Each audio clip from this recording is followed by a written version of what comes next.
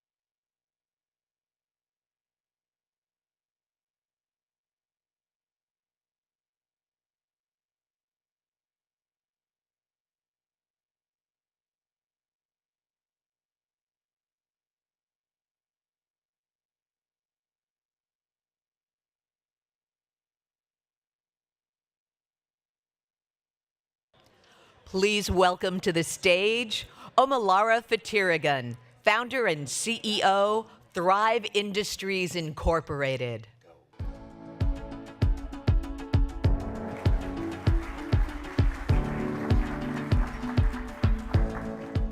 Hi, I'm Omalara, founder of Thrive, and I am so excited to share my venture story and how we created anti-racist technology to break cycles of poverty.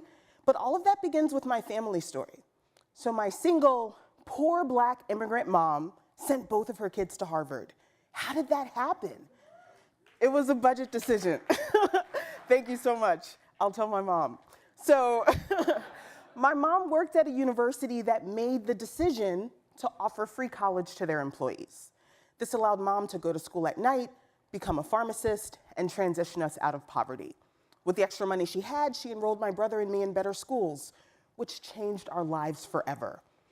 But we're the lucky ones, because 84% of kids born in poverty will live in poverty for the rest of their lives. And we know that these are disproportionately Black and brown children.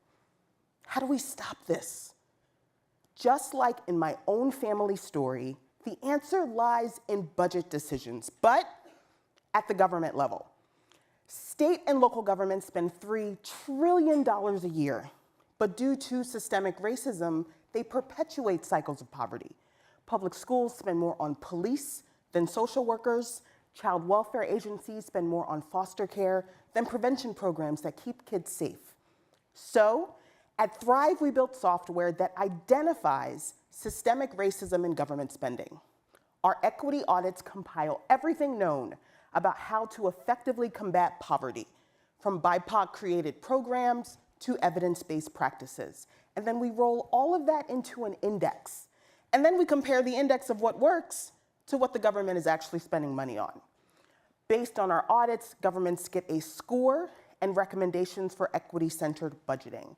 And we've built these audits for a number of agencies like public schools, human services, parks and rec, police, but we're more than a software company. After the audit, we invite BIPOC community leadership to work with government officials to vet the measures, review the findings, and then co-create next steps together.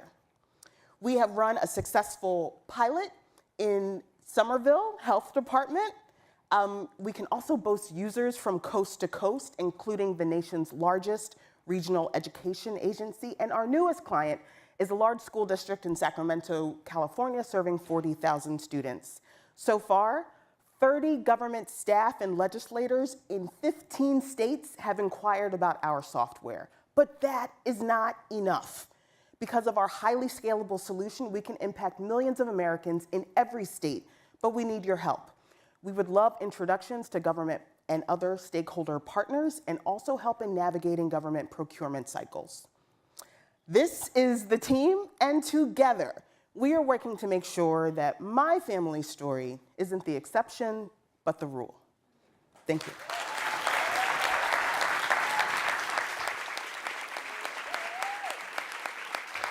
Please welcome to the stage Angela Jackson, Chief Ecosystem Investment Officer, Caper Enterprises.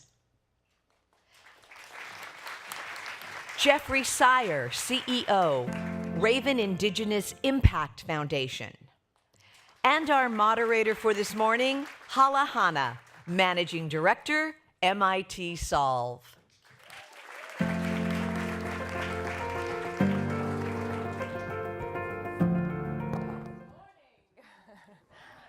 Oh, it's so nice to have you here. Thank you. Welcome to day 2 of Solve at MIT. Yay. You know, we do want Omolara's story to be the rule and not the exception. And this is some of the things that we're going to be talking about right now. For centuries in this country, Black, Indigenous, and people of color have demonstrated resilience and ingenuity in the face of entrenched injustice and inequity. And I'll be using the acronym BIPOC with an asterisk next to it for all of the nuances and cultures and identities that it may not capture necessarily.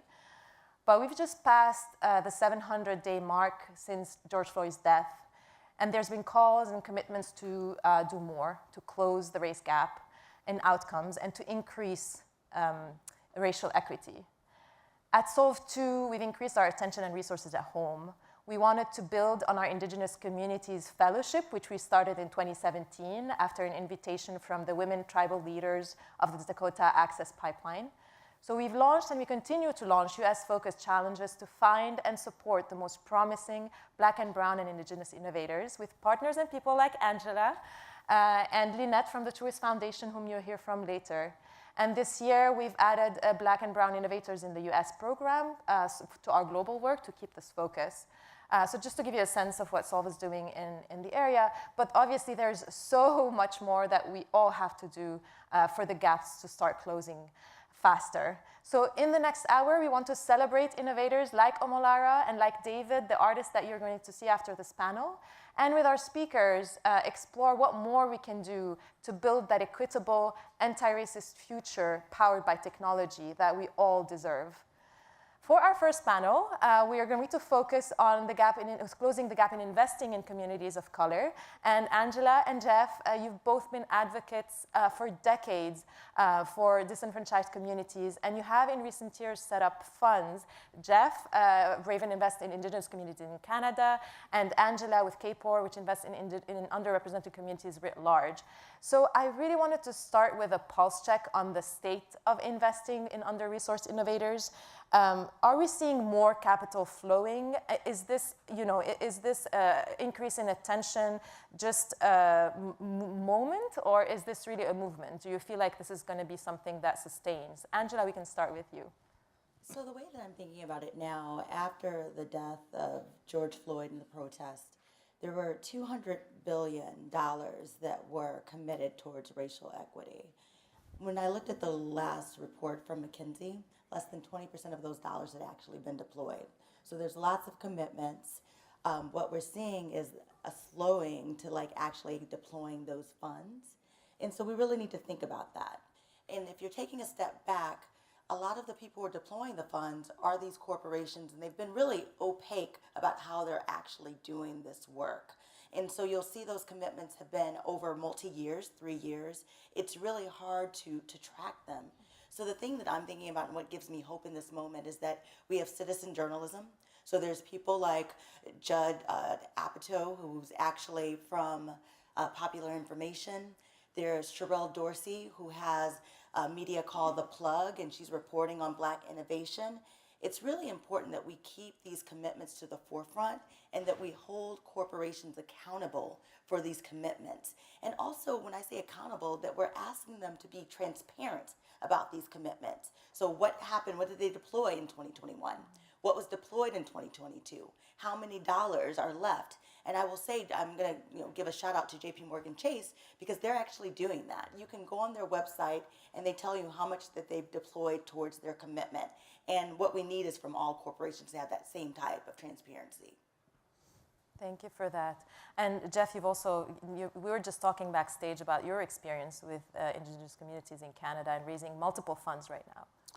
Yeah, so first of all, my apologies, I sound a bit like a jazz singer this morning. I should introduce myself in a traditional way, Tanshi Kinu Kinune Indigenous. My English name is Jeff Sear. So we run Raven Indigenous Capital Partners and the Raven Foundation, and about 4 years ago now, we set up the first Indigenous Impact Investing Fund, and I can tell you it was an uphill battle. We were definitely pushing a boulder uphill with institutional and high net worth family offices. The systemic racism was definitely there because there were no Indigenous venture capital investors or fund managers such as ourselves out there. And then, sort of a year and a half through that process of raising capital, we had some pretty brutal meetings, to be honest. If I didn't come from MIT, Harvard, or Stanford, they didn't really want to talk to me. Eventually, we broke through the ceiling, though, and I think partially it goes to what was going on globally. In Canada, we had a Truth and Reconciliation Commission, which kind of brought to public attention what had been going on with Indigenous people since colonization. And we also had the Black Lives Matter movement, the D&I movement really broadly happening across North America, and we invest in Canada and the United States. And so somewhere around, about a year and a half ago, we saw a pivot where big institutional investors and capital was seeking a home for sure. And they were seeking a high social impact home where they could invest either directly or through fund managers into high impact businesses. Really putting social impact, if I can use those terms broadly, at the forefront of what they wanted to see out of it, and not really commercial returns. That is a pivot, a definite pivot going on in the ecosystem. And to close off that sort of comment is we're raising Fund 2 now, which is a $100 million fund, and it is about 100 times easier than Fund 1. A, we have a track record, so that's easier. But B, institutional capital, we actually have to close our data room. There are too many people interested. And where we really invest is the Indigenous innovation ecosystem. So you can tell where people are going. Last comment, I know I'm taking too much time, is that thankfully what we're seeing out of our communities in Canada, the United States, across Turtle Island, is a huge amount of innovation coming from community. Tech-enabled, e-commerce businesses, that sort of thing. So. And there's just a point I want to clarify, and I think, Jeff, you're right. There's a lot being deployed because of impact. And I'm with Kapor Center. We invest with an impact lens, but we also want returns. We don't want the narrative to be, when you're investing in Black, Latinx, or Indigenous communities, that you're expecting concessionary returns. In those communities, there's the same genius, right? And they're solving problems for their communities. So our ethos is, yes, we're going to get impact, but also we can expect returns. And so what I'd like to see investors think about is like beyond we're doing this because it's the moral thing to do or the charitable thing to do, really doing it in service of equity and in service of like efficiency. If you want a better return on your investment. Kapor Capital, which is our early seed stage fund, for the last 6 years, we've been in the top quartile of funds. And we're investing in both with that impact, but also looking for those market returns. Yeah, and just I'll add a little bit onto that is, we don't want charitable investing at all. That's not what we want. The businesses that we invest in, we see as best-in-class businesses, not best in Indigenous, best in class across the stream. So if someone wants to do it as a charitable thing, it's not really helpful to our communities to do that. We prefer businesses who are interested in, having that due diligence. These are, game-changing businesses on their own right, just to back up your point. Yeah. And maybe we can spend the next few moments actually unpacking what we mean by impact, what are the values behind it, what we mean by returns, why are those folks actually best placed to bring those returns. And I'd love to anchor some of this conversation with the concept of proximity and proximate entrepreneurs, which I think, Angela, you've coined and we've adopted at Solve as one of the criteria that we look for. So I'd love for you to talk a little bit about that and how it links to actually making good investments. Absolutely. So, proximate entrepreneurs, and I've written a bit about this in Social Stanford Innovation Review, but really thinking about expertise, and proximity is expertise. And so when we're looking at entrepreneurs, we want to understand when they're coming to us to invest in a solution, how that they've discovered this problem. Have they lived the problem that they're trying to solve? Do they have hard-won professional experience with the problem that they're trying to solve? And what we've seen is that those entrepreneurs actually have a nuanced understanding on, one, why the problem hasn't been solved in the past, and two, what tweaks can be made so that it's more effective. And so just to give an example of that, there is one organization out there that I've written about called Girl Trek. Two African-American women who created this organization to get Black women moving. And what was so interesting about this idea is that many entrepreneurs and many nonprofits had approached obesity in the Black community with something as, people just need to go on a diet. They just need to eat better. What they realize is that Black women in community, that they really care about each other and they care about community. So when you bring them together around issues that are really important around health and having a conversation, what they can do is they will start a movement. And so what Girl Trek did is they have over 1 million Black women walking in their neighborhoods. And what has happened as a consequence of that is that, one, you've got, health outcomes are improving, but two, when you get women together and we start seeing things in our neighborhood, they start fixing things. So when they are walking down their streets and they see a pothole or they see a house that has been abandoned and has been abandoned for years, these women have come together to improve things in their community. So you see the double benefit. And they didn't approach it from, problem size, these Black women is just about their weight. It's really taken into account the other barriers that Black women are facing, being disproportionately independent parents, having longer commutes, really understanding the problem from a systems way and coming up with a solution that not only helps these Black women and their health, but also that helps their communities. Mm-hmm. Thank you for that. So proximity as a value. The values that are behind Raven Capital, I find also extremely compelling and not traditional. I would love if you could talk a little bit about them, Jeff. Sure. So we sort of imbibe the 7 sacred or 7 grandfather teachings, depending where you come from. A lot of it has to do with respect and reciprocity and honor. When we get into what we look for investments and get into, what you'll hear from us is we're not investing in you, we're becoming into a relationship with you. And we only take minority positions in companies. We always take seats on the board, and then we're there to help grow value in these businesses, but grow value in the way that those businesses want to with their community. Now, the first thing that we screen for is Indigenous impact. We don't screen for commercial due diligence first, we screen for Indigenous impact. We don't even want to talk to you if we can't see a direct line of sight between every dollar that we put in and the upliftment of our communities. And we have sort of fairly complicated measures to get to that. We're in a position where we think, we're trying to undo colonization and trying to undo, the way that Western economies work, because it's not helping the vast majority of people. Fewer getting richer, more getting poorer. We all know these stories. So we're trying to actually treat, and you'll probably find this term a little bit weird, we want money to act as medicine and love and not extraction, which it tends to do. So that's weird coming from a venture capitalist, I know, but we want to keep money, keep resources, and what we call wealth, but that's human wealth, inside communities.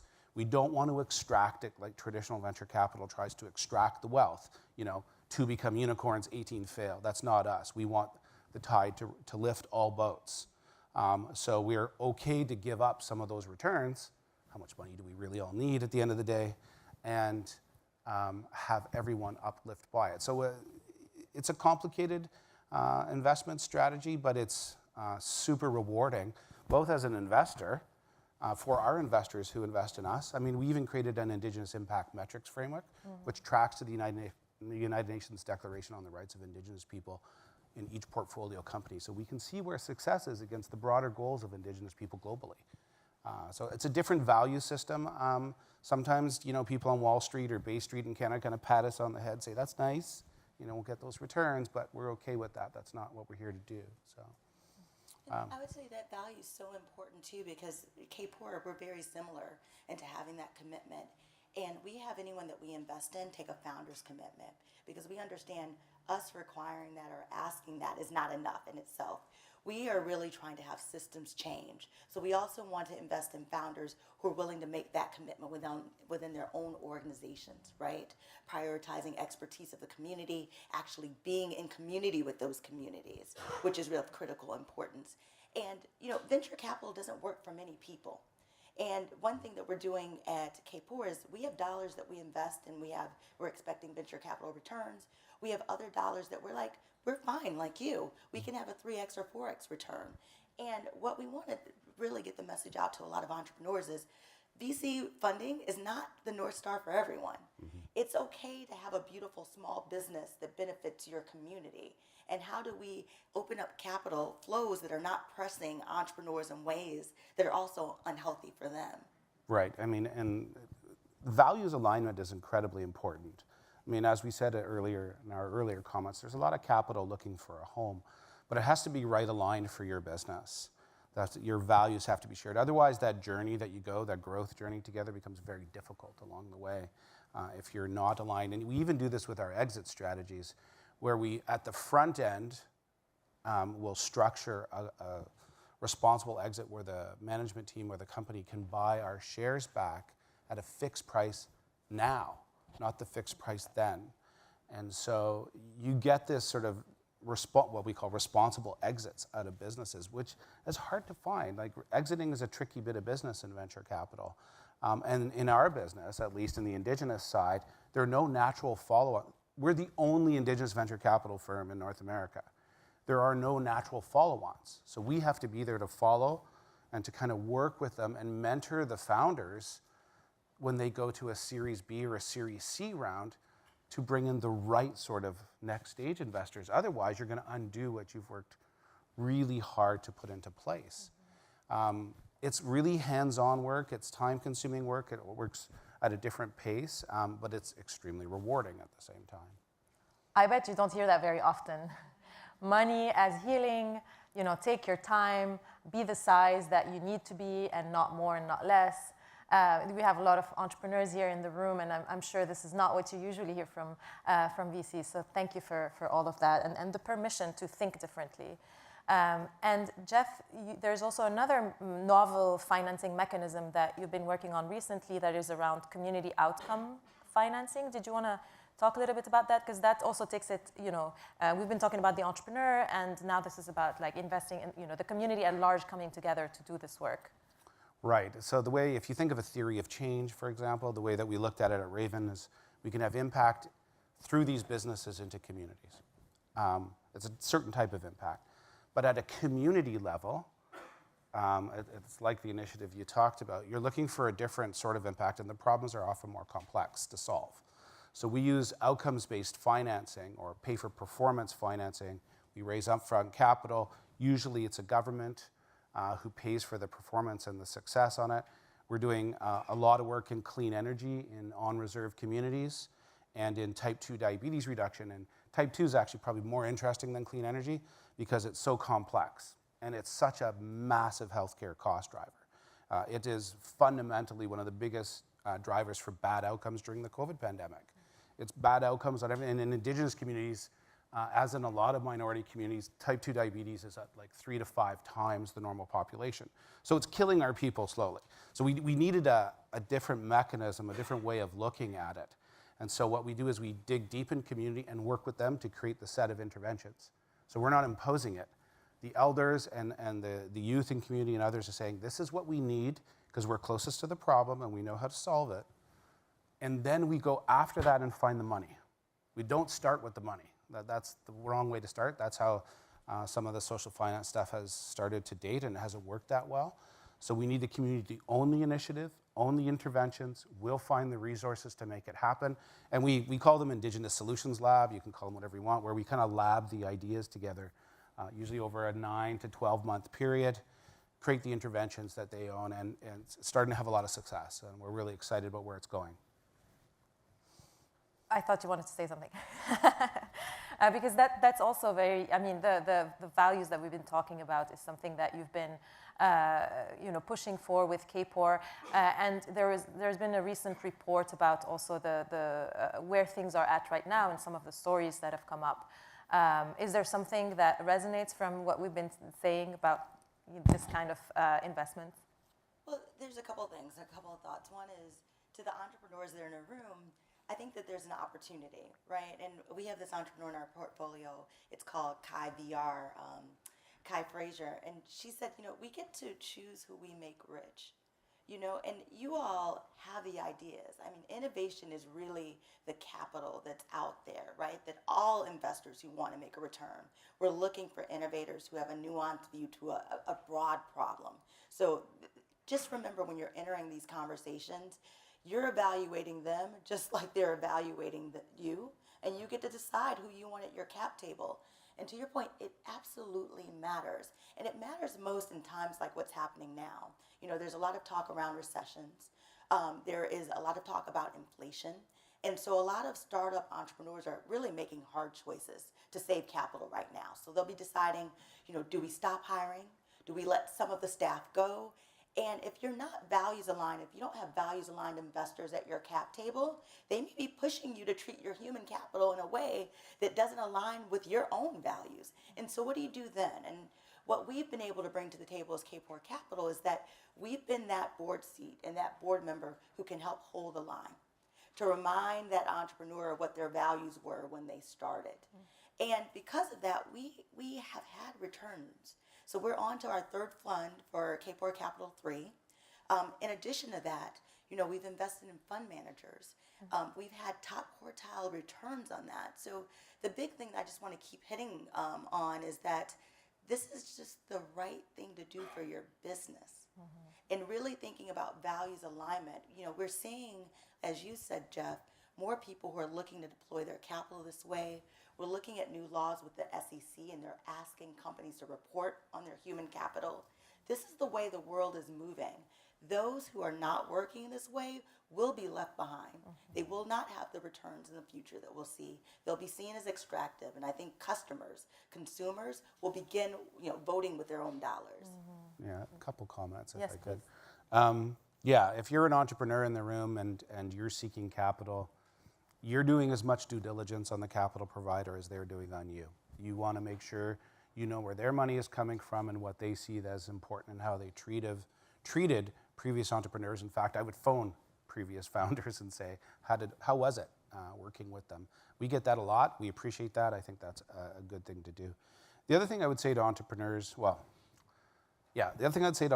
is that when you're, as a venture capitalist, what I'm seeking, no matter what people tell you, it's character-based investing.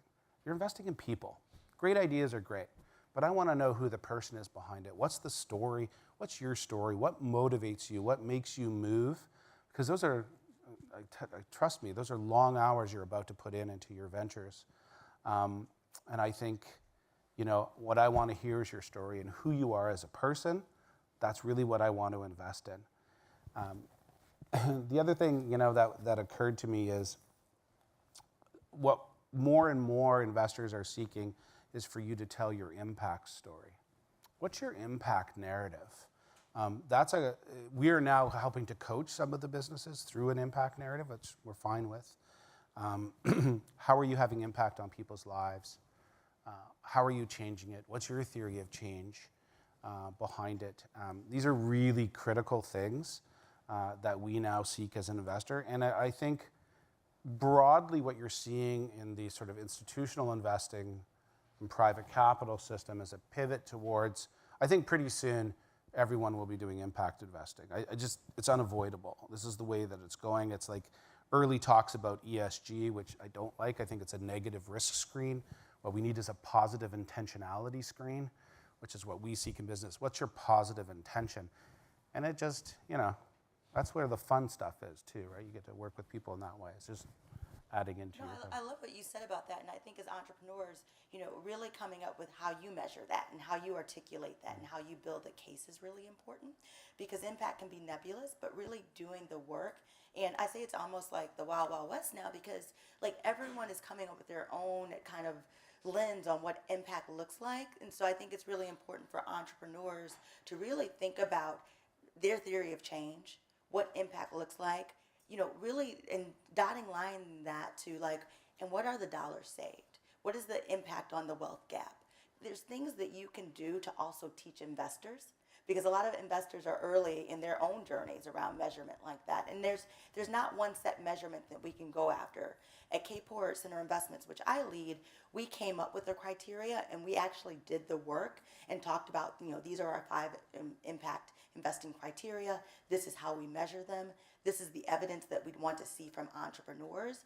But when I talk to peers in VC, a lot of them haven't done that work as it relates to impact. They have it on returns, but as it means impact on actual human lives, we haven't seen that. So I think that's an opportunity also to show your expertise when you're in front of a funder, and really starting to speak their language, but also really being detailed about what that input looks like. Yeah, 2 comments on that. One, no one pays for impact. So impact measurement. So it's good to build it into your business into the DNA of the business at the beginning, so that you're collecting data as you go along. Data becomes really important in this. We as well created our own Indigenous impact measurement framework based on, we use traditional storytelling, we use traditional mechanisms to do this. And I want to make one more comment on the market. Interesting during the pandemic, because we were running our first fund through it, is what we saw in sort of businesses that were the high impact businesses, is they got non-correlated market returns. So as the market was pivoting in negative directions, these businesses were actually doing really well. They had a sort of certain amount of resiliency in them because they're based deep in their communities. Trust me, we didn't know going into it. We found as we were coming out of it that that's the way that it was. So it was really exciting to see these non-correlated market returns by investing in, and I'm happy to say 60% of our portfolio is women-led. They're all Indigenous, so we're in that space, what we call the impact alpha, where we're getting both diversity and inclusion and all these things happening at the same time with the businesses, which is really, really exciting. But this non-correlated market returns, because of the resiliency, is really important in the long term for fund managers as we're, or as investment funds looking to build out portfolios. The other thing I wanted to say, people think investing in the Indigenous ecosystem, what does that really mean? Our portfolio, it's strangely, as though we are sector agnostic, is primarily tech and tech-enabled and e-commerce enabled, as it turns out. There are some which is high-value products from the land and the sea based on traditional knowledge, moving into other spaces, but we didn't know. We were sector agnostic going in, and that's how it turned out. That's terrific. So if there's too much to even try to summarize, I think we've given a lot of advice to entrepreneurs in terms of, first of all, you're changing who has the right to fail. There are some people who were born with, failure being this thing to celebrate, and then others who have been just given that right and now are able to go run with it and try things out. And so for entrepreneurs, measuring what matters, doing the due diligence both ways, building the internal capacity to be experts in those things. Those are really, really helpful pointers. And for investors, all I have to say is beware, because impact investing is the only investing, sometime down the line, hopefully soon. And also for all of us to be pushing for transparency on those disbursements and those promises that have been made. Anything else that you would like to add in the 2 minutes that we have left? Yeah, I think just really quickly, we did a report at KPOR on the state of the Black tech ecosystem. And one thing that we think about as other investors is VC investors, 61% of them after George Floyd said that they wanted to deploy more of their dollars into Black, Latinx, and Brown founders, 61%. So the intent is there. And I always believe, maybe I'm Pollyanna, that people do have the best intentions, but we also need to acknowledge as investors what are our blind spots. We do reps and we invest based on pattern recognition, right? And so because of that, you may have a certain type of founder who has a certain type of business that you've invested in. And actually, we've been rewarded for that because you've gotten returns. And so I think the challenge for us is to push against that, especially and ask ourselves questions when we're seeing a founder that might not fit that pattern, to take a step back and a pause and ask why. Is it because of their idea? Is it because of their identity? Is it because you don't have familiarity with their community? And I think that will help us as investors close the gap between our stated outcomes and our intentions and then the reality of where we're deploying the dollars. Because I just think, again, investors are always looking for a good deal. It's these unconscious things that are happening, right, that again, that have served us really well, that won't serve us as we think about moving forward. Mm-hmm. Yeah, that's an excellent comment. I don't know if I can add much to it except to say that what I see out there is perceived risk to invest into BIPOC, the BIPOC community. I'm not in love with the word BIPOC, but it kind of describes what we're talking about here. Most investors are either afraid, don't understand, and so they put this as perceived risk. And this is for the capital as well as people who do direct investing. And what we've found through studies and reports like yours is that it's actually opposite. I know we did a study in Canada and found that the repayment rate on loans for Indigenous people was at like 98.9%, something like that. It was way higher than the mainstream population. So it's just not true. Mm-hmm. So we're breaking down those barriers about perceived risk on all sides is really important. Well, Jeff, Angela, thank you so much for all of this insight. I hope you enjoyed it as much as I did, and I'll see you in a little bit after this presentation. Thank you. Thank you.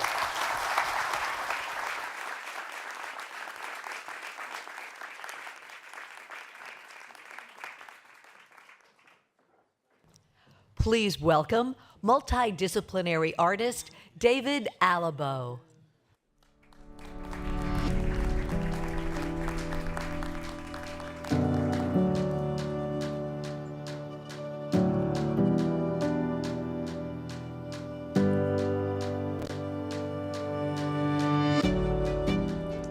Hello, everyone.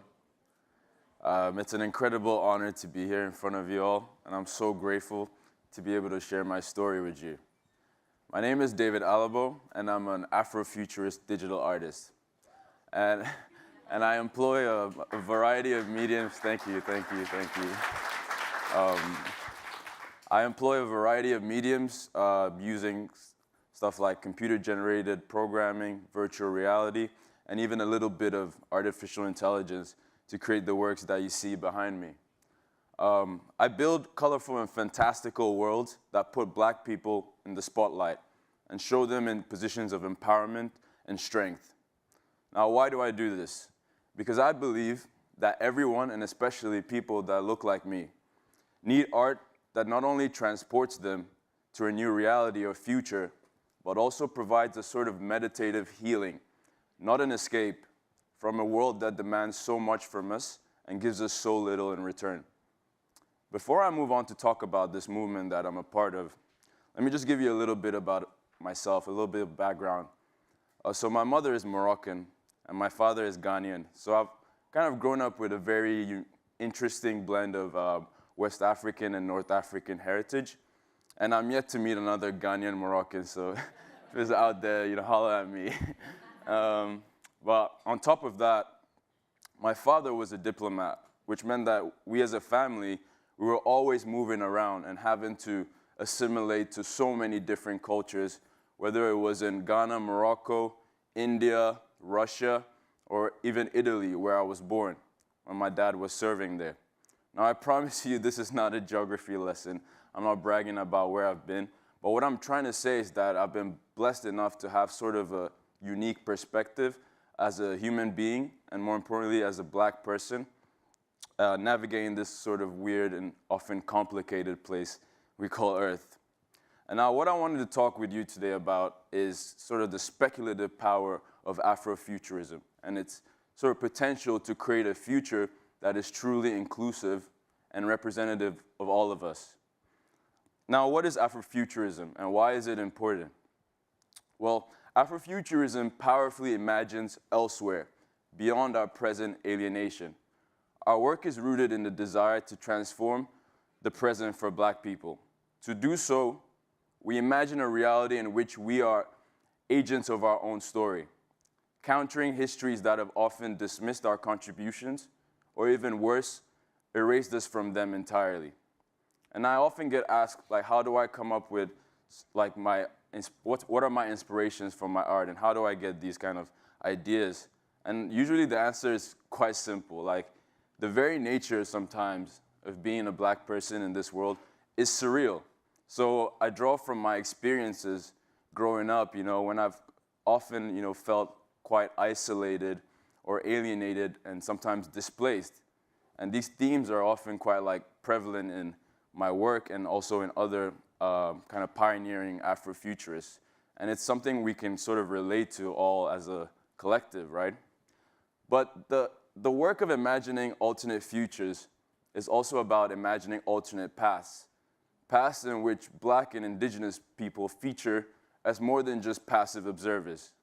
It's about rewriting the narrative on agency and action, and it can often be political. This desire to uncover the past is increasingly necessary today, particularly as a means of challenging the systems of capitalism and exploitation today. This idea of an elsewhere represents possible histories as possible futures. What could have been, Personally, for me, I like to push that definition even further. And, I try to bring it down to how we create and subsequently consume art these days and what that means for the future. As an artist, I find myself constantly asking, what tools or what tech can I use around me to kind of push the boundaries of art? And if those don't exist, how can we build them, right? I feel like I'm in the right building here to be asking those questions, right? But what kind of separates your typical futurist from an Afrofuturist is that we not only ask ourselves, what are we building for the future? But we ask, who is building them? And for whom is it being built for? Which I think is a very important distinction to make, So last year in November, I was invited to kind of create an sort of video installation like the one we have out in the lounge. And I watched for 3 days as people were going and coming and sort of responding to the work. And I was kind of taking that all in. And what I found so fascinating was that children, let's say below the age of 12, where their response to the art was completely different. Whereas people like us, the adults or whatever, would come in and ask kind of these artsy questions like, what's the context of this and all of that. The kids were jumping, they were running around, taking selfies, recording each other in front of the display. And they were more than just observers, they were active participants in the art, which kind of changed the way I was seeing the purpose of the art I was making, And maybe they were just kids being kids, but it really opened my eyes to that importance of the work because it showed that, even though the way we create art is rapidly evolving, the tools that we use and all are changing so fast, the way we consume art is changing at an even faster rate, So that's something that I feel is often overlooked and that we should keep in mind, you know? And that's why I feel like it's so important that Black and Indigenous people are not only active consumers of technology, but are also playing a pivotal role in its construction and evolution, you know? So after kind of all the buzz from the fair was done, the storm had settled, I noticed a boy sitting there, and he'd been sitting next to his mother for about 45 minutes and was just glued onto the screen, you know? And he was wearing these big headphones, and I was curious, obviously. I wanted to ask what was up. So the mother kind of pulled me aside and told me that like her son was actually diagnosed with a severe case of autism, and that this was the only work out of the entire giant art fair that he felt comfortable enough to watch and kind of absorb, you know? And that was like obviously an incredibly humbling experience for me because, you know, even though it was obviously, an incredibly humbling experience, you know, but it kind of showed me that the purpose of my work is to obviously allow people to feel empowered and find strength in the work, you know, just like that little boy did, you know, and to everybody who's maybe ever felt isolated, alienated, or displaced can find strength and power through the work I was creating, you know. And now you can imagine how silly I felt after like wondering what he was doing with the headphones, you know. But like I've said before, I want my work to create not only empowerment, but also allow people to have time to have meditative healing and to feel peace and strength through the work I do, you know? So we need to imagine futures beyond the continuous reinfliction of the wounds of our past, you know? I feel like, you know, it's so powerful when you can see a Black person thriving in a sort of unexplored place, you know? There's great power in reimagining new realities, and it's up to us to be at the forefront of, you know, technological innovation in combination with art and science to provide hope in a time when I feel like we need it the most. Thank you for listening.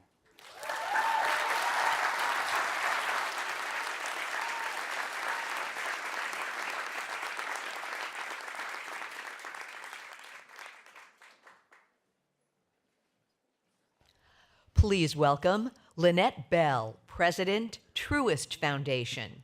Caesar McDowell, Professor of the Practice, Civic Design, MIT. And our moderator for the panel, Hala Hana.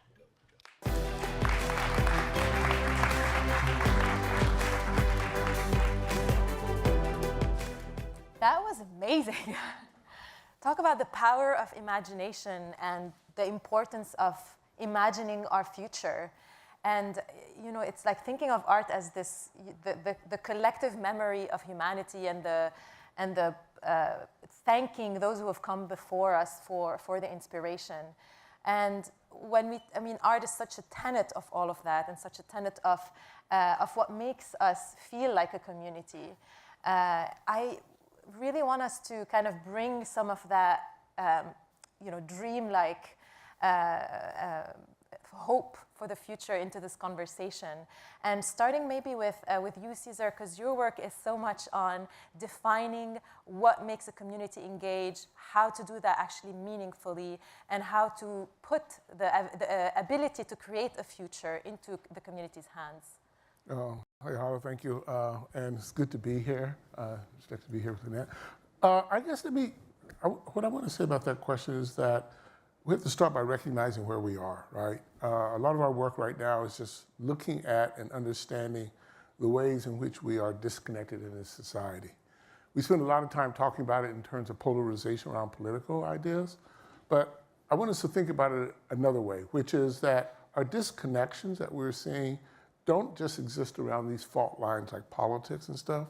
They actually exist both within ourselves, because we're dealing with the contradictions of who we are, what we believe, and the different ways we believe, and within the people who are in our communities.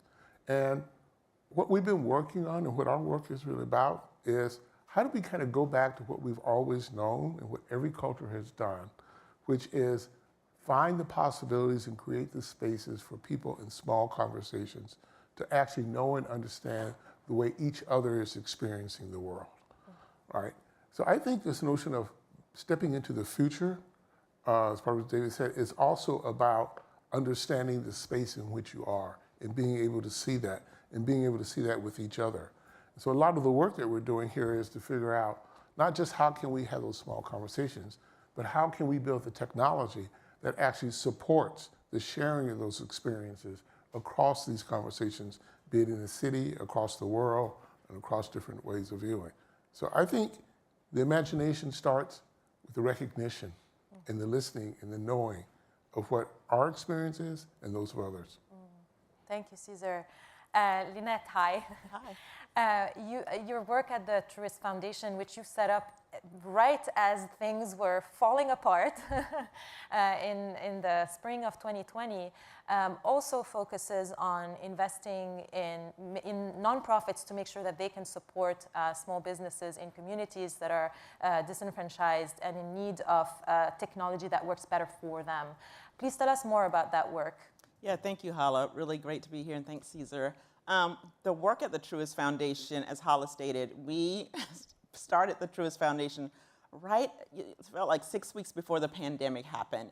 And we were taking two former legacy financial institutions and merging them together.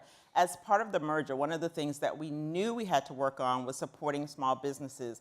The pandemic really unraveled a lot around our economy, particularly as you looked at small businesses, and even more harshly so for minority-owned businesses or BIPOC businesses. And so at the Truist Foundation, we were like, how can we support and really create the investment vehicle so that businesses not only can recalibrate their models during such a critical time, but also be resilient after this has happened or after this has passed. And you know, we were talking with the CDC Foundation as the pandemic came on board, and they were like, this is going to have a really long tail. And I would have put $1,000 against that and saying that's not going to happen. But what we noticed was that exactly right. It started, and it was a slow trickle. And so businesses really had to recalibrate. And one of the things that we did was invest in small businesses in a way. Under our Truist Cares program, we provided $50 million during the pandemic to really address those critical needs so that businesses not only could help rebound, but also be resilient post this happening. And a lot of the companies had the ability to change their operating model. You know, the models were more face-to-face, and so now we all had to go into this virtual cave. They started recalibrating that model. And so we worked with other nonprofit companies like TechSoup, who provided a lot of the technology platform for them to start and change and recalibrate their models. So for us at the foundation, it's about how do we help provide that infrastructure to those businesses, right, indirectly through nonprofits, because we're an endowed foundation, so we don't give directly to individuals or businesses. We give to nonprofit entities, right, that help small businesses. And we really focus on those who have a mission and drive around that. We work with a lot of community development financial institutions to help support that. And one that we just gave a recent grant to was Green America. We provided $1.5 million to help women-owned businesses, i.e. African-American women businesses. The dollars we provided is part of a wraparound 360 supportive services that are technical support for those business owners, but also creating that growth and sustainability that they need with a loan fund or a grant. And so we know that finding those relationships that are already doing this really impactful work is really critical. We know Grameen, our little small investment in them, is part of a $1.3 billion investment, and they're going to impact 80,000 Black women business owners. Wow, that's wonderful. For the audience, I am going to come to you for questions and answers, so we're going to get that chance. So as you're hearing the panel speak, do think of what you may want to ask them for the second half of our conversation. So Cesar, you've been talking about building technology that supports the future that we want to build. Tell me more what that looks like. I mean, especially, obviously, I'm thinking of the world that we're living in right now and the news that we're hearing and how, billionaires used to buy newspapers, and today billionaires are buying Twitter. And, what that means, because also when we're talking about having conversations, we're talking about where is the public square where we have those conversations? Is it a public square, or is it actually a gamified conversation that is being monetized by a corporation? Well, I hope it's not the latter. I hope we can do something a lot different. So one part of answering that question is for us to deconstruct what it is we think is going on right now. One of the problems we have, one of the things we're struggling with is that we are actually building our kind of civic tech, our technologies to create us together on the same kind of principles that actually we started this country with. And those foundational principles were about exclusion. They were about who could participate and who couldn't. And what we've done over the years is kept trying to modify that to make it a little bit more inclusive and a little bit more inclusive. And then we come along with the kind of tech side and say, oh, technology has something to add to this. And what it does is steps into those same frameworks. And I'll give you an example of that. Right now, when people talk about the town square, things like that, they talk about putting together a meeting to bring the communities together. They use this term really about the town hall, right? But that vision, right? This is why I love what David was talking about. We need to really imagine new things, right? Because that notion of what the town hall actually comes out of a practice here in New England, right? That actually came from communities that basically were people who shared the same religion. They were open mostly to men to talk. And so they created an environment that would allow them to come to judgment together. That is not the communities we live in today. Right now, we're living among the most demographically complex set of people who've ever lived together in places. And so what we have to do is start to reimagine what does it mean for us to come together and how do we create those spaces. Our technology today, our social media, is basically set up to support talk, right? It's there for people to express. So therefore, when we hear about Twitter wanting, the change in Twitter that Musk is going to do is basically say, I'm going to enable more free speech. Free speech in and of itself does not build our collective ability to move. What does is dialogue. What we need is not more talk platforms, social media platforms. We need to start to think about how do we build social dialogue platforms, spaces that create the opportunities and build the places where people feel they can step in a trustful relationship with people, share what they can, not what they don't want to, and actually collect that. And be able to collect and share that. I can go into that a lot more, but I think this is the fundamental thing, is that we are in a new space where we need to step into imagining something very different. And imagine it based on a knowledge and understanding of what we're sitting on, what's working there, what's broken there. Imagine something different and then start to build technologies that actually enable that. And if the starting point of democracy is participation, then digital equity becomes all the more important. And I was seeing that the Truist Foundation focuses a lot on this. Can you tell us why it matters for the communities where you work and how you leverage that to close some of the gaps, both social, economic, and political? Yeah, I love that Cesar talked about social dialogue. One of the things that we started once we merged two institutions together, started having those dialogues with communities because we were ever present and on the ground with them. It is important to listen to communities versus flying above at 10,000 feet and saying, I know what the solution is. We really believe in listening. So we hosted listening sessions around the country with some of our community-based organizations and nonprofits to figure out where's the right space for us as we built the Truist Foundation and went into what does the strategy look like to balance equity or to build investments in a way that shows real impact? And so we narrowed it down to two strategic pillars, strengthening small businesses and career pathways to economic mobility based on those social dialogues we had with community-based organizations and nonprofits. So that was our opportunity to really listen and be impactful. And so when we thought about equity with the pandemic, and we learned so much from the pandemic, and then we had the racial justice movement, what we've done at the Truist Foundation is to ensure that we provide in this new inclusive model equity.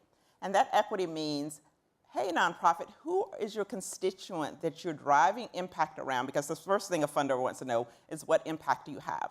So I want to make sure your impact is diverse, serving multiple communities. But more importantly, who's on your board of directors? How diverse is your board? How diverse is your senior leadership as a nonprofit organization? We're diving a little bit deeper. It's not just for our constituents who receive the investment, but when I work with vendors or third-party consultants, how diverse is your team? How diverse is your senior leadership? That's really, really important for us if we're talking about how we embed equity into not only the investment process for recipients, but also in the operation of our foundation. That's really critical. And I'll add one more thing. As an endowed foundation, we make investments to grow the capital of that endowment. We are using the same platform of asking, where are the diversified managers? How do we diversify our portfolio so that this equity stream that we're talking about is consistently embedded in everything we do? Thank you for that. It's like diving a lot deeper and going many, many layers deeper into what means to remove bias from our decision making. And maybe that's one place where, Cesar, I'd love your thoughts, because we've been talking a lot about, and especially here at MIT, about the biases that are being baked into the technology that we're using today. And my understanding is that the bias becomes inherent for three reasons. First, the starting point of which data are we even collecting? Who are we asking the questions? Who are we having the conversations with, as Lynette was saying? The second is who's writing the algorithm, especially when where we've been isn't necessarily where we want to go. And then the product also, of course, who's designing it? I remember, having a health app on my phone that tracked my copper intake, but not my periods. We tend to think in sometimes techno-deterministic terms. If only we had that feature, and then things would be fixed. But it's actually it's not that. There are so many steps before. Can you speak a little bit to that and to how you're seeing tech correct, or how you're seeing us correcting for some of these biases in the tech? Well, yeah, so one of the reasons I raised this issue about the social dialogue platform is one of the things that we're trying to deal with in the center that we have. Two different things we're looking at. One is a social dialogue platform for teenagers, middle school age kids. Another one that really supports things that's going on in communities. But the interesting thing about building that technology is our goal is not, we can't look at the issue of how rapidly can we scale. This is one of the things that happens with technology companies a lot. It's about scaling and scaling quickly, right? What we've really realized is that we have to match the development of our technology with our understanding of how people grapple with the technology and the issue it's there to solve. So I'll give you a couple of examples. We ran a project in Boston around the new mayoral election that happened. It was historic, the first person of color ever to be elected a mayor in the city of Boston, talking about progress. We're pretty slow here in New England around some things, and that's one of them. But we did all these small-scale dialogues, right, that we were able to record, transcribe, actually have those audio clips be used and shared and coded and shared across different conversations. And in building the technology to do that, it all sounded really good. We knew we made good progress on it, but we also ran across this problem, which is our ability to do it in English was one thing. Our ability to do it with another language was a problem. And yet we're talking about building a tool that's actually about stitching together a complex public. So here's one of the things that I think that gets in the way of technologists and the bias stuff is we are not humble enough about what we're actually able to do with the tools that we built, right? We have not enough humility to say, like, this is only really good for this thing over here, right? And this becomes a problem. I would have loved to have been on the other panel to answer this question, but I can ask you, we can talk about this together. It's like, how does the notion of humility and investment go together, right? How do you keep someone who's trying to build something to be humble in what they're building and creating? And then how do investors really then, honor that and stay with that so that the thing that people are creating, and particularly in technology, does not outrun, right? The technology does not outpace and outrun actually what I would call a just implementation. That's another value, please, Lynette. Yeah, that's a really valid point. I think you're right. The ability to be humble is right, but the need to drive to scale feels very paramount to a lot of sectors of business, particularly in the financial services industry. A bank is all about how do we drive scale so that we can hit the exponential rate of X, right, for that client. And so when we think about the impact investing we want to see, I still am mostly concerned about who are we serving and who's going to be affected either positively or negatively by that kind of technology play. Because the technology play is solving a critical issue, but it still has to be connected to the culture and the community that we're trying to build the new solution for. I love technology, and I think that, yeah, the quicker and faster it can go, great, but can we keep abreast so that we don't lose the values that communities need to thrive as part of that? Thank you for that. I did promise Q&A, so I think we should get to that in the next 10 minutes. There are mics going around, so you can please raise your hand, and my colleagues will come to you with a mic, and we'll try to take 2 or 3 in a row and then have them answered by Cesar and Lynette.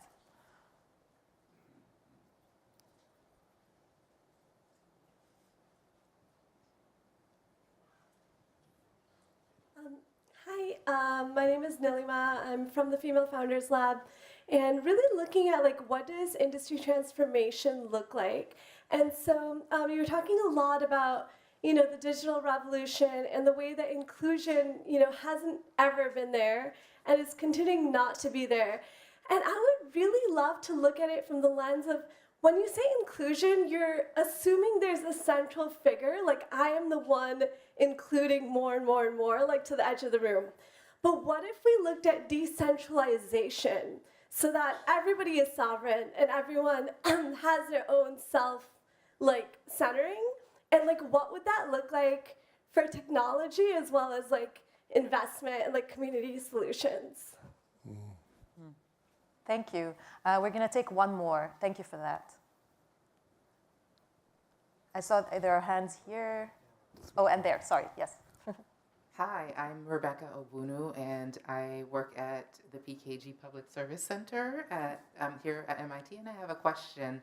As I was listening to the discourse about biases and trying to remove biases in tech, and I thought, but we all have biases. Can we really remove biases, or is it that we can counterbalance each other's biases by having diversity? That was something I wanted to just pose or ask as a question. Thank you, Rebecca. Cesar, Lynette, so we have a question about decentralization and a question about how to, what's the most effective way to mitigate biases? Well, I would say that the most effective way to mitigate bias is to actually be clear and transparent about it. This is the biggest problem. It's the lack of transparency. I think it goes to the issue of being humble, to be able to say, like, we know this thing that we've created works only under these kinds of conditions, and knowing that, and then being able to have a lot more kind of open source opportunities for people then to adjust and add and create and modify things so that they actually work for a much broader population or a certain situation. Transparency is our biggest, I think one of our biggest problems in this society. We just, we keep things closed. That's the way businesses run. That's the way, patents run. A whole set of things are built around the notion of not having that. The extent we can have more of that, I think we're better off that way. And just the first question, just even in the work we were doing, as I was talking about the work in Boston, one of the things we try to work on, we haven't got any solution to it yet, but we're really working with a number of community partners around this, is in these small conversations when people are talking, and then we're able to cull and collect up the experiences they shared that a particular person has, building the system that allows them to be forever the owner of that piece of information, wherever it travels, so that they can be the one to decide who gets to hear it, what becomes public, when it does and doesn't. And this is not a solved problem. It's a distributed problem, right? It's basically saying this knowledge belongs to this person. They want to set up a system in their community with people that they trust, so there can be what we call these kind of data trustees in the community that folks are willing to give a proxy to share certain kinds of information.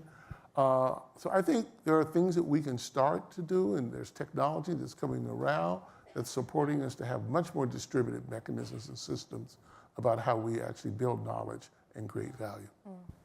The thing I will add is that as a financial institution, we have a lot of AI, artificial intelligence, we have a lot of scoring models that uses data. And to remove the biases, because we're so heavily regulated as a bank, that every regulator, regardless of the charter of the bank, comes in and looks at those scoring models, looks at the data you're collecting to create the assessment to say, Hala gets a loan or Hala does not get a loan at the financial institution. So there's risk components tied to bodies of institutions that have to comply. Some of the languages has to be empirically derived and statistically sound. That is part of the risk components that a financial institution who takes your deposits in has to be responsible for in being a good steward of the data, but also of the scoring models they use to make credit-worthy decisions. The same thing applies from the investment side of the house as well. It's not just about the debt and equity that a bank provides, but it's also about the investments they do. So all of that is under the risk profile and has to be assessed. We're assessed, it feels like a regulator's in every 6 months, but it probably is every year. But a bank is assessed on that. So please know that anything we build around technology using our Scrum and Agile teams, we have a great technology center in Charlotte that the Agile and Scrum teams have this really unique playground they're in. They got baseballs and they got ping pong balls, and they just have a different environment to work in because they're trying to be agile and responsive to what's happening in the technology space. But please know that we're heavily regulated on how those models are created. That's very interesting. Thank you for that. Questions? Can we take the question from this side? Thank you. Cesar and Lynette, thank you so much for sharing your perspectives on social dialogue in particular. I'm wondering, in the age of filter bubbles and social media where people aren't necessarily their best selves when they're typing from behind a screen, do you see social dialogue happening at scale online on social media? And if you see that conversation happening in a meaningful way at scale, what do we need to do to get there? So most of the tools that people use aren't there to support dialogue. Okay, so there are not very many places you can look online and say these things can scale. Right. I also think we need to be careful about what we mean by scale in a social dialogue. We need to get things right, where we are and where we live. And I think we need to start thinking about our technology, not how does it support something that actually can happen and grow, no matter where you are, but something that can grow and support a community that's in a place that's trying to be in relationship with each other, right? We've disembodied our dialogue, right? Which means we've connected it away from the experience in a lot of ways. We need to kind of actually re-embody it, right? And get it connected to who we are, to our physical being in the world, and our presence. And we need to use the technology to augment that, right? To help that and to support that, not to actually allow us to escape from it. Because when we escape from who we are embodied, we're basically escaping from ourselves to be human to each other. Right? And so for me, the notion is not the scale in a broad sense, but is how within a particular locale or community and stuff do we create and use the technology that helps us connect as human beings one-to-one to each other. I have this great quote from a friend of mine, so I'll say it real quick. I see the clock running. About community. And he says this, look, community exists when people who are interdependent can peacefully struggle with traditions that bind them and interests that separate them so that they can realize a future that's an equitable improvement on the past. And what this says is that what we should be doing with our social dialogue and our technology is using it to build the spaces in which that peaceful struggle can happen. That's what we need. And that's not going to happen at the scale of a nation. It's going to happen at the scale of a neighborhood, at the scale of a unit in an organization, at the scale of a company. And if we do that and repeat it over and over and over again, we can learn then how to be in dialogue and relationship with each other. A note to the metaverse as we're about to build it. Thank you. This is a wonderful note to end on, but Lynette, if you want to say something else, I want to make sure we get to hear it too. I think Cesar's right on. It's about connectivity in communities, and so there is no platform, because if you think about social media, there is no social dialogue happening because everything is a 30-second or 15-second note. And so the dialogue happens when you really build that connectivity and community and go to those partners who are really trying to impact and change the ecosystems that exist that are fractured or fragmented. And that connectivity is done community to community, person to person. Thank you so much. Thank you for this panel. I do want to wrap our plenary because we've heard from Omolara, Jeff, Angela, David, Lynette, and Caesar. And it's all about how do we build communities that are more like us and that where everyone has the same opportunity. I'm a recent immigrant to this country, and the American dream has been very generous to me. And I'm conscious of the particular roadblocks that my fellow Americans face who have been here since the dawn of time, or whose ancestors have come here forcefully on boats, or whose families crossed the border by foot. And so here's paying respect, as David said, to all those who came before us. Making this dream a reality really should not be up to luck, as Omolara was telling us. So is this a moment, or is this a movement for permanent change? It really is up to us. We can ensure that this moment of hope doesn't fall prey to naive optimism or to paralyzing pessimism. I've learned so much in the past hour about investing transparently, about building our internal values and measuring for them, and we heard here about how to build an actual dialogue in community with each other. And as we're talking about funding and investing, and as you're thinking about funding and investing, I like to think of the difference between charity and justice. Charity asks, what's wrong? How can I help? And justice asks, why is this happening? And how can I change it? So let our investing and our funding bring more than charity. Let them bring justice to the communities of this country that have been systemically marginalized and discriminated against through policies and biases. We can write the next chapter of our history with the ink of justice. And the work continues, really. If you're interested in Sol's activities in the US, I invite you to join us for the Indigenous and Anti-Racist Innovators Summit, which will happen June 16 to 17 in Minneapolis. Grab any of us, we'll tell you more about it. So that's it for us. I'm going to ask everyone to make your way now to the Sandberg building. What awaits you there, besides lunch, is 2 rounds of breakout sessions. And we'll see you back here for a really interesting plenary at 3:30 that you will not want to miss, with a lot of really interesting speakers from all over the world and sectors. Thank you for being with us. Thank you for listening, and see you later. Thanks.